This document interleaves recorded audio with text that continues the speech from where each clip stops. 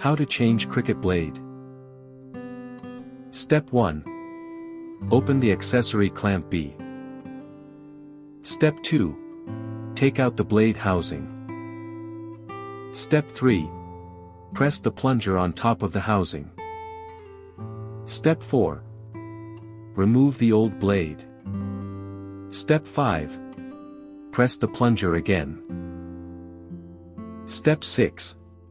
Insert the shaft of the new blade in the housing. Step 7. Insert the housing back into the accessory clamp B. Step 8. Close the housing.